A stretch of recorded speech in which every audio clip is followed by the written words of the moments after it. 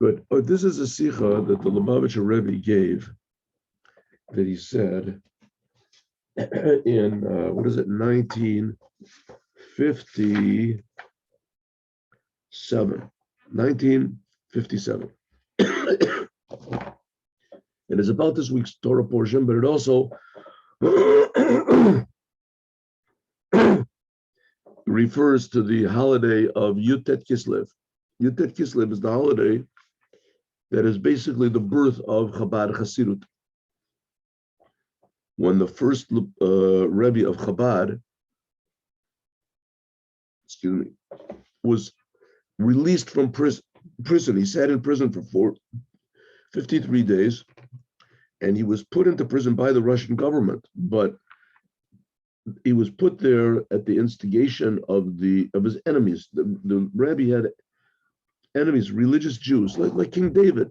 All of King David's enemies were religious Jews. They were Jews that did the Torah and the commandments, but they were very jealous of King David and they hated him. That's all the whole book of Psalms is David is always praying to save him from his enemies. So the first Rebbe of Chabad was the same thing, that he was put into prison because of his enemies.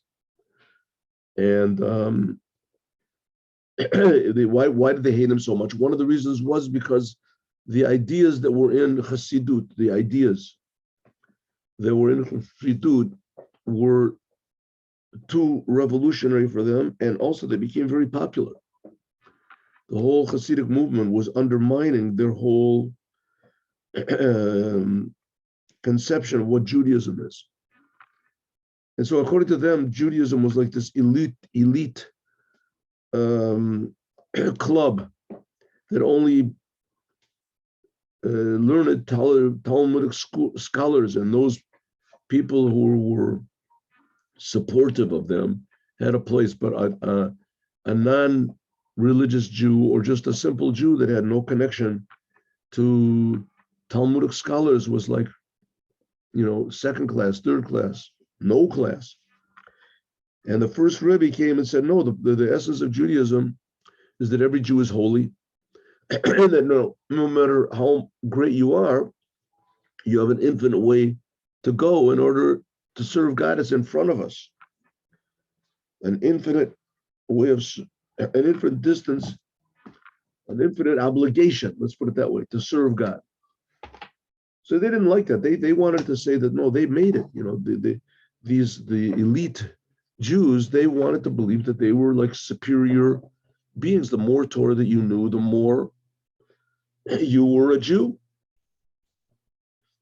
And the Rebbe was saying, no, that's not really true. You have to know Torah, you have to do all the commandments, and every Jew, without exception, wants to learn Torah and wants to do all the commandments. But for various reasons, not every Jew is able to. And whether it's internal reasons, external reasons. But the essence of a Jew is that every Jew is the son of God. Every Jew is connected to the essence of God. So every Jew, no matter what he actually does, says, and thinks, he's holy. His essence is holy. We have to try to do everything possible to make his action, speech, thoughts, feelings in synchronized with his identity, with Jewish identity. We have to reveal it in everything that he does. But once you start to reveal this Jewish identity, then there's no end to it. So a person can never say he's superior because he knows more Torah than someone else, or because he's, in other words, basically looking at the world from God's point of view and not from our point of view. They didn't like that. They didn't like the idea that he has God's point of view. So they gave him to the government and they put him into prison. And when he was in prison, so they asked him a lot of questions, interrogated him, and finally they realized he was a very holy person.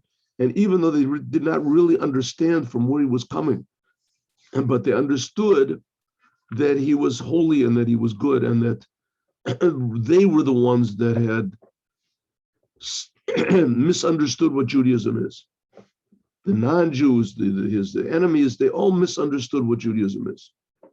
His enemies did not admit it. Now, in our days, they're admitting it.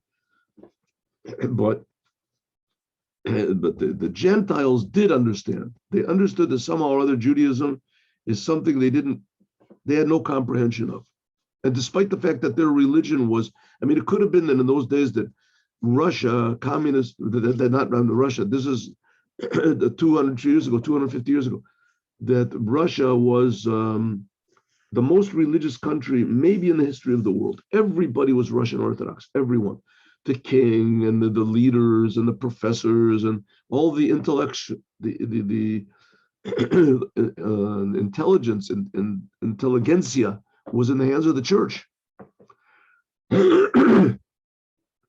were the ones that were the professors and this. Okay. Anyway, so the Rebbe got out.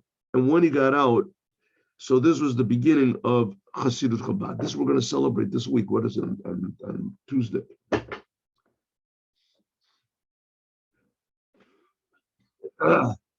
Excuse me.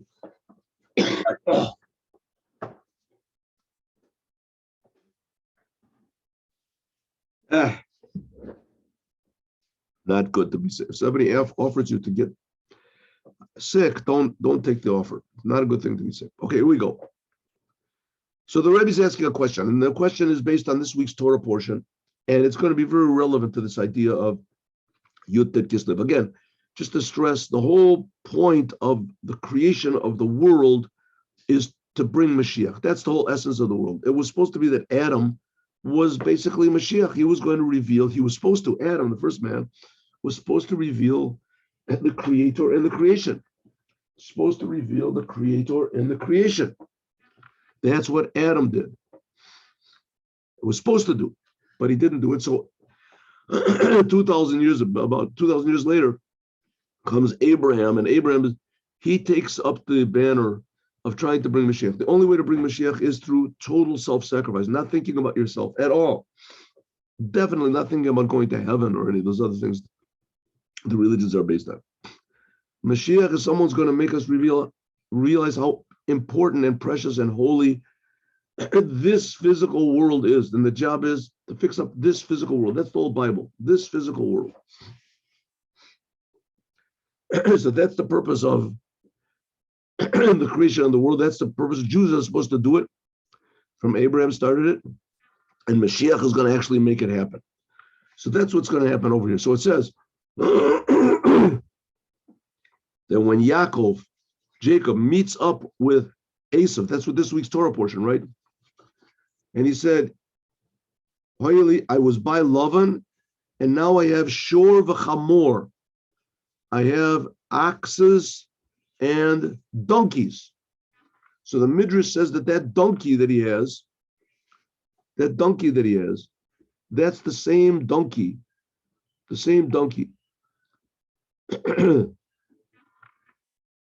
that Abraham used when he took his son Yitzchak to sacrifice him. He put all the things on the donkey. It's the same donkey that Moses used when he went down to Egypt to take the Jews out. Gonna be. Moses is later. And it's the same donkey that the Mashiach is going to ride on. So, of course, this is always a big, sort of a questionable thing. What does it mean the Mashiach is going to ride on a donkey? Why does he have to ride on a donkey for? Right? So why ride on a donkey? Say he's going to ride on a dinosaur or something like that, or he can't ride in a car. He's going to ride on a donkey. What's this idea of the donkey? So we're going to find out. And what's so important that Jacob said, I have the donkey that my grandfather rode on, and the same donkey, which is going to be in another, whatever it is, 300 something years, that Moses is going to ride on to take the Jews out of Egypt. It's the same donkey and another, it unfortunately came out to be another 3,000 something years, almost 4,000 years, that the Mashiach is going to ride on. He's got the same donkey. It's going to be a 4,000-year-old donkey. What is it going to be worth, such a donkey? So the Rebbe says that the word for donkey in Hebrew, chamor, is the same word for physicality. So Abraham, Moses, and Mashiach are three different stages in refining, revealing the physical world and revealing the purpose of the physical world, the godliness in the physical world, right? That's what we said is the purpose of Jari. Abraham was one stage of refining and revealing godliness in the physical world. Moses was another stage, and Mashiach is going to be the final stage to reveal the importance of this physical world, how this physical world is infinitely higher than going to heaven. And all these religions that talked about going to heaven were just big, huge shams, because they were trying to take away our attention from the real purpose why we're here, to show how this world is holy. So here we go. Mo is ready. And this is in Yiddish. In the Zeit from Avram, in the time of Abraham, der Anfang, the beginning of the 2,000 years of Torah. Abraham prepared the world for the Torah, right? It says that the world is 6,000 years, 2,000 years of confusion, 2,000 years of Torah, and 2,000 years of Mashiach. What it means is the 2,000 years of preparation. So the 2,000 years of confusion, that really was. It started as soon as Adam ate from the tree. That started 2,000 years of confusion. Abraham came along and he ended the confusion, and he began to prepare the world for the Torah, 2,000 years of the Torah. That's what it's called, the 2,000 years of the Torah. And when the second temple is destroyed, that's when the 2,000 years of Mashiach start. Preparation for Mashiach. True, the destruction of the temple was one of the low points in Judaism. And shortly before that was was Christianity, which is idolatry, was founded. But God knows the secrets. He knows what's going on. That was the beginning. The Jews were scattered all over the world. Nevertheless, that idolatry and destruction and the dispersion is the preparation for Mashiach. So it says, Abraham, that he was the beginning of the 2,000 years of Torah. He started making order in the world. This is the Anfang, this is the beginning of the service of Torah. Hat der Geshem and Chomer noch nicht gekannt, Meile sein der Adam allein. The physical world still opposed man. The physical world still was the,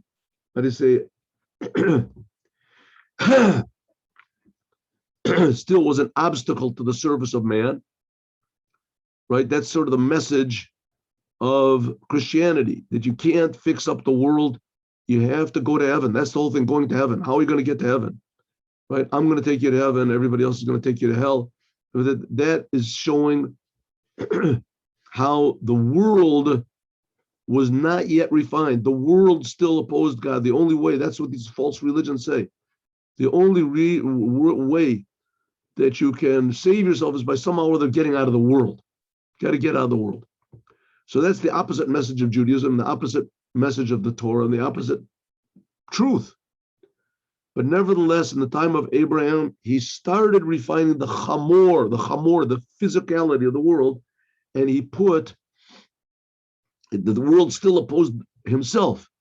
Because the Gesh in the physical world is not yet elevated to holiness. Vies werd declared, like it says in a lot of places, Fila Arthur, in a lot of places, Arthur, as es is noch given the gezerah from Bnei Romi lo yirdu. It says that the people of the heavens did not come down to the earth, and the earth did not go up to the heavens. Es hat gekent poil sein mer nit wie in Sachen welcher helfen to Abraham put on his donkey on the physical world. Physical world could only help, could elevate physical things, certain possessions of Abraham. Abraham put the wood and the knife that he was going to use to sacrifice Yitzchak. He put that on the donkey. And by means of that service, as he was able to begin to refine the physical world, wie in jener Zeit so that eventually it would be able to help holiness. It couldn't become holy itself, but it could help. That was Abraham, first stage. The physical world did not oppose godliness. By Moses, it even became better. Moses, it says he put his family on the donkey. Gever and Aliyah, it was higher. Because the Tachtonim, the physical world, the dimensional line by people alone. The room, because Nach Galus Mitzrayim, after the Jews got out of Egypt and they received the Torah, is given a zichuk, then the world was refined in the chomer of the Welt, the actual physicality of the word. Chomer is the same word as chamor, right? The donkey represents the physicality of the world because it's the same letters, chamor and chomer. It ended up that what until the physical world itself could actually help holiness. It would help. By Abraham, it didn't disturb holiness. And to a certain small degree, it helped. By Moses, it did help even more. The physical world did not become holy, but it was not just that it didn't serve as an obstacle to holiness, like it was in Abraham, that he made the world that did not obstruct holiness because he was able to do this. But by Moses, it actually helped holiness. That's the whole thing of Torah. That's the whole thing of the commandments. Like it's known, the difference between before Matan Torah and after Matan Torah. Before Matan Torah, far Matan Torah is der Geshem, the physical world. Nitgeven kein Kli. The physical world is not a vessel to unite with, for Einzig sich to unify with the spiritual. When the avoda is bestanen, and what was the service of God? How did they serve God before the giving of the Torah? Nor in them was the Welt soll nit menaged sein. It just didn't oppose the Torah. That was a difficult thing. When a philo Messiah sein, and even to a certain degree, it could help serving God a little bit. Like Abraham, he says the wood on top of the donkey. But the Geshen alignment that the physical world, and it should become holiness. This had to wait. This began in the giving of the Torah. Azoivi by Maklos, like for instance, it says, remember we learned last week that Jacob, he put these sticks, actually we didn't learn it, but it's there in the parsha, that Jacob took these sticks and he put them in the water troughs when the donkey was eating, and that elevated the donkey. I'm sorry, what am I talking about? He put it in the water troughs where the sheep were drinking, and that made it that the sheep became more fruitful. Well, those sticks themselves, right? It says the maklos of Rahatim of Yaakov. It says at the durach them, by means of these sticks that he put into the water troughs, that it was drawn down a light. It was something like the commandment of putting on tefillin, what we do now. But it wasn't really the same thing. After he finished with these sticks, they didn't remain holy. When we finished putting on tefillin, the tefillin remained holy. And what's the proof? That afterwards, that the sticks, you could just throw them away. There was nothing special. But after the Torah was given, so by the Torah was given, there were certain things that could actually become holy. Tefillin, for instance, mezuzah, they become actually holy when you use them.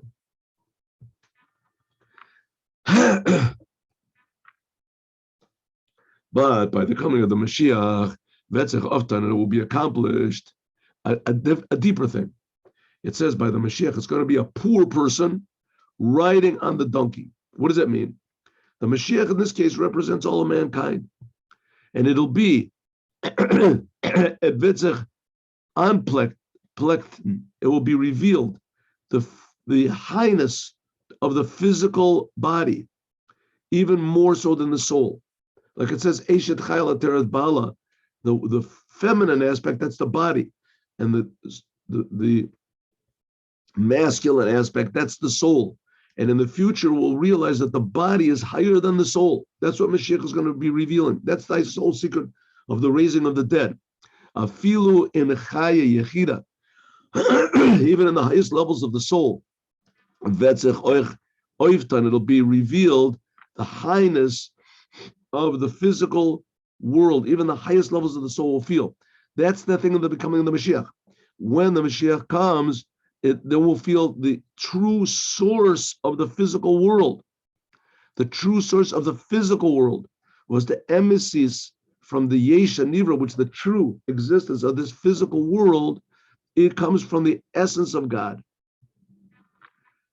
The Yesha Nivra comes from the Yesha Emiti. Therefore, is durch Birur HaChomer, by means of refining the physical world. Chomer, again, this which is symbolized by this donkey, because it's the same letters as donkey, is Birur Yesh Nivra, by means of refining the physical Yesh of the world, will be accomplished an elevation in the essence of the soul itself. So man, who that's the whole thing, is it centers around man, right? What are we making the world holy for? We're making the world holy so that man will get elevated by the world. This is what the hint is, what it says. Mashiach will come, says Mashiach will come. If the world is meritorious, zachu, then the Mashiach will come by clouds of heaven. But if they're not meritorious, then it'll be a poor person riding on a donkey. What does that mean? If the Jewish people are meritorious, zachu. If the Jewish people are meritorious, here the word zachu also means pure. If the Jewish people only do their service of God with spiritual pure things, like with your soul and your heart and Torah and commandments, then Mashiach will come in a spiritual way. Agiloi b'derech or yashar, it'll be a revelation of a straight light that comes from above. If the Jewish people are not meritorious, oib de avoda is in the Inyanim Velcha Zainen. If the Jewish people deal with zachu, means not pure. If the Jewish people deal with not such pure things, namely the physical world, does say Inyanim Gashmi, in the physical world, is men vet zir un men vet ze mavor zayin mavzach zayin, and that you use the physical world in the proper way, you avoid what you're supposed to avoid, and you use what you're supposed to use, and you use it in a holy way, is demel then, vet zain der gila, then there will be the revelation from a poor person riding on the donkey. The donkey, in other words, the physical world, will actually elevate the human. The physical world will actually elevate the human. The body will elevate the soul. Then it'll be what's called a returning, a reflecting light. The physical world will elevate, it'll push the soul higher. By means of this, you can come to a place where the soul on its own cannot reach. And that's what Yaakov said. I had an ox and a donkey. Ox said, Abraham said, because of my service, the time that I was with Lavan, and I began purifying these levels of the ox, the physical world, is by means of this, I'm preparing the way for the Mashiach, namely, who will be like a poor person. He'll take even the poor things in this world, and it'll elevate Rochav al Chamor. The world itself will elevate them. It'll elevate the poor person, the person. The person himself will be elevated by the world. Okay, so that's the idea of preparation for Mashiach, that the world itself is holier than heaven. And the soul can get to heaven, but the physical world, the body, can elevate us to a level that's higher than heaven. That's what it says, that the poor one will be the poor one in this case will be the soul. And what will elevate it? The chamor, the physicality of the world. Elevated.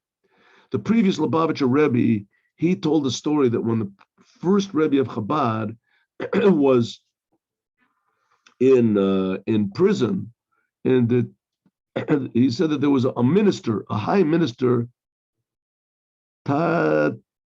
Tavertish minister. Anyway, some high minister. In other words, par Tretster from minister. Anyway, he was interrogated by this very high official in the government. And this high official in the government, he knew all of the Torah and the writings. In those times, the clergy, the whole government and the whole country was run by clergy. Everybody was Russian Orthodox. The communists put an end to this, but they were Russian Orthodox. There was everything. So this minister, he was an expert in Al Tanakh and all of the Torah and etc. So he asked them a lot of questions. The Alter Rebbe was interrogated, and one of the questions is that after Adam ate from the tree of knowledge and good and bad, so he said he went and he hid among the other trees in the garden, and God came and God called him to Adam, and he said, "Where are you?" So this minister asked the Rebbe, what God didn't know where Adam was. God doesn't know everything. The Alter Rebbe said, "I'll tell you what Rashi says, what the commentaries say." He said, "The commentaries, I know what they say. I want to know what you say." He said, when Kavod Kadosh is in the Alter Rebbe, I'm sorry. He said, so the Alter Rebbe answered, according to Rashi, he says, I know what Rashi said. Hatem, the Alter Rebbe said, B'shas mensch, he said, Adam is talking about every man. It's talking about you. When a person is such and such a number of years, he said exactly the age of this minister, 53 years old, let's say, for instance. He said, Firtem, Frektem the Eibishter. God asks him, Ayeka, where are you? What are you? What have you done? Si vestu oiv vostu bist beschaffen. Do you know why you were created in the world? Oiv dem Welt. Was du darfst tan and was du hast tan. Do you know what you have to do in the world? God created you for a purpose. God himself is asking you, he said to the minister, where are you? Do you realize who you are? God himself is creating you. He's creating you for a purpose. Have you done that purpose? Have you done? When Kavod Kadosh, the previous Lubavitcher Rebbe said that this answer from the Rebbe, it said that the minister was very impressed, but it said it also, the Rebbe said that it saved his own life. Why? Because he was so happy that he was sitting in prison and that he was going to give his life. He was all sure that they were going to kill him. That there was a couple other stories like this, that they were going to kill him, that his soul was jumping out of his body from the happiness that he was actually giving his whole entire life for the teachings of the Baal Shem Tov. And as soon as he said Ayeka, suddenly he realized that God was asking him also, right? You should stay in the world. You have a purpose to stay in the world. Take your mind off of this ecstasy that you're feeling and this happiness that you're doing the will of God, that you're doing the will of God. But take your mind off of it. You've got a lot more to do. A soul and a body. On Durach for him, you have to do the things which a soul has to be. And certainly he got out and then he started teaching more Hasidus. An Indian was had pursued something which had happened with one of our leaders of Chabad,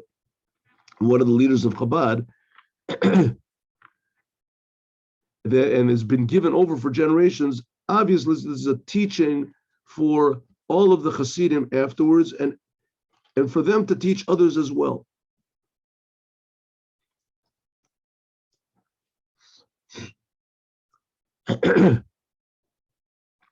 Every single Jew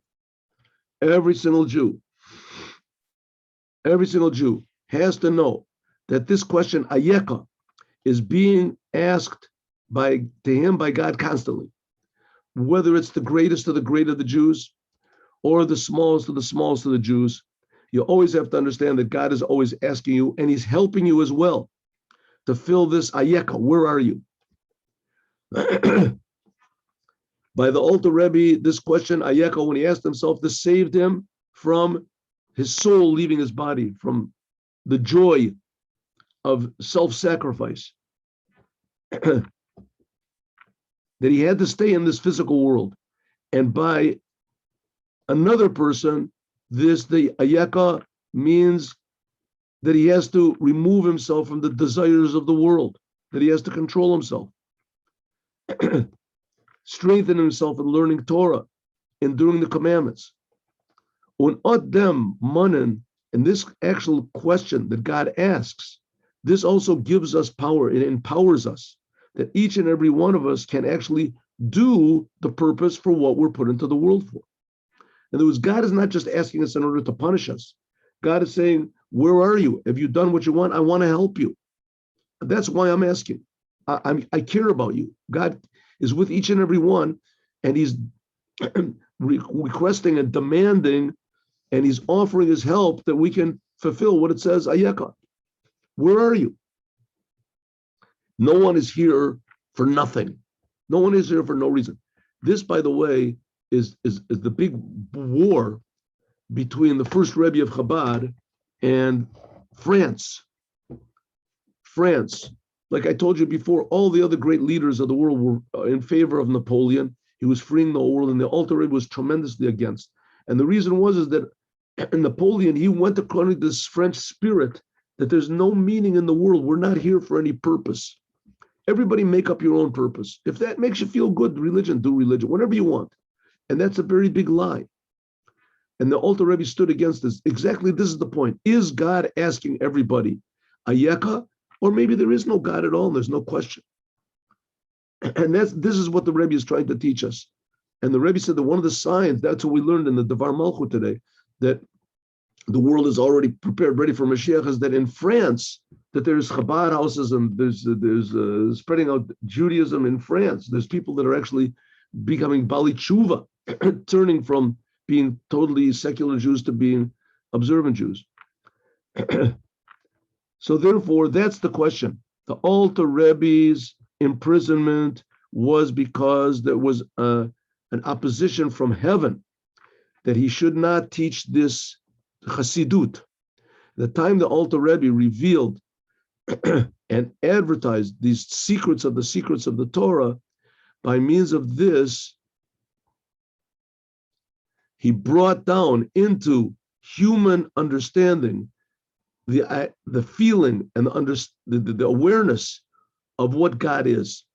And by means of this came also, Chabad came into not only to the what woke up the godly soul of Jews, but also the intellectual soul of Jews, and even the animal soul of Jews. God became a logical topic. You could actually deal and talk about God, not just talk about religion. You know, why religion is a good thing? Because I'm doing what I want to do. Leave me alone. I wanted those people in the Knesset in Israel, the religious people, saying, listen, you non-religious people, you want to be non-religious? Be non-religious. Doesn't care about. But I want to be religious. Let me do my thing, right? And Chabad is saying, no. You can't be non-religious. That's a lie. You're fooling yourself. Ayeka, where are you? Where are you? This is just like the victory of the first Rebbe of Chabad, which was here in below, in this physical world. Also, there was a victory above. It was given to the Alter Rebbe the permission to reveal these deep ideas in the physical world. That's the whole idea of Yutet Kislev. like it is, the secrets of the secrets come down into the physical world. How can it be the secrets of the secrets should cause by a person, that his soul should go out of his body, right? Like it was with the Alter Rebbe. It says, but when the Alter Rebbe was in such a situation that his soul was going out of his body from the great joy that he had, that he was able to bring the teachings of the Hasidus into the lowest of lowest places, into places where there's the greatest opposition, that he was giving his actual life for these teachings, as therefore suddenly he felt, ayeka, where am I? What am I supposed to do in the world? The intention, why God is creating me for, not only potentially, but that Oh, no, sir. This gives us, when a person feels this, then this gives us a power, a motivation, a certainty that the physical world, the way they are, can become a dwelling for the essence of God. That's the whole idea of the holy temple, like it will be in a revealed way.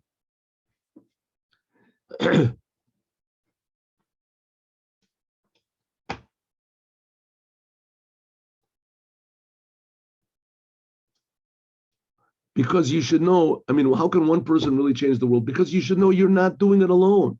You're doing it as a representative of God. And also the power from this, what power of God? That God is asking you, Ayeka, where are you? I want to help you. From the essence, is the impossible of the impossibles. With the help of God, you can do something totally impossible, unbelievable, right? Moses took the Jews out of Egypt. Nobody could leave Egypt. He received the Torah from God. That's unheard of. Even after the Torah was given, none of the other religions or philosophies, they even make up such a story that God gave them their Bible. What are you talking about? Personally, in front of 3 million people. God is the impossible of the impossibles, that he can make it in the physical world happen. That's the whole idea of what Chassidut wants to bring down, that the essence of God should be revealed here in this world, which this will reveal that when this will, how is it done? By revealing the essence of the soul of every Jew, the essence of the soul of every Jew, which is connected to the essence of God. So it come out that the essence of God and the essence of the Torah and the essence of the soul of every Jew will be revealed in the physical world, and the physical world is the thing that's going to do it. That'll be the donkey of the Mashiach that will elevate the poor person, the soul, the whole entire mankind will be elevated by the physical world. We'll see what the purpose of the creation was. That's what's going to be in the future redemption. That's why it's so important, the teachings of Chabad and Yud Tet Kislev that started it all off. Let's see, maybe we can do the Hayom Yom today. Wrong thing, 1 minute.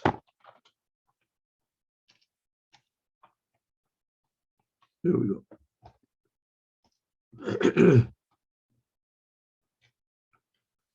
The older Rebbe told his son, the second Rebbe, the middle Rebbe, he said that my grandfather, that's the Baal Shem Tov, he called him grandfather because spiritually was, said a person has to have self-sacrifice and dedication for loving another Jew. And not only that, loving a Jew, even a Jew that you've never seen before. What does it mean, loving another Jew? What does it mean to love another Jew? You can't love someone unless, you can't love anything unless you see that that thing is valuable, right? You can't love a rock or something.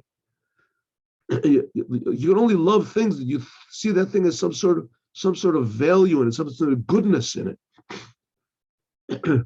Right? You love a beautiful sunset. You love right? I love to eat in that restaurant. Those are lower types of love. You love a certain type of music. You love it has to be something that resonates with you. It's valuable. How can you love every Jew? So you have to see something good in every Jew. What's something good in every Jew? The godliness. So you have to learn a little bit about what God is. That's the whole teachings of Hasidut. But after the whole thing is finished, there's some Jews that you just can't love them. It's just impossible. So it says, no, you have to have self-sacrifice. You have to. The reason that you can't love every Jew is because there's something in your personality that is affected negatively by this person. You have to work on that. It doesn't mean you have to give the person money or you have to let him live in your house or marry your daughter, right? But it means you shouldn't hate him. And even more, it means that you should try to find something good inside of you. You can hate the bad things in the person. But the essence of the person, the essence of the Jew, you can't hate, because the essence of the Jew is godliness. And the reason you don't love it is because you don't recognize it. So therefore, and why don't you recognize it? Because you have to sacrifice something of your own self.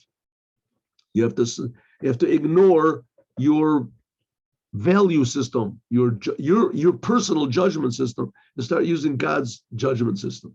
Like it says, don't judge another person until you come to his place. And the only person that can really come to another person's place is the Rebbe. And we see that the Rebbe didn't hate anybody. So we should take a lesson from that. Have a good Shabbat with Mashiach now. God willing, we'll see each other on Sunday morning, 8:15. Shalom uvracha.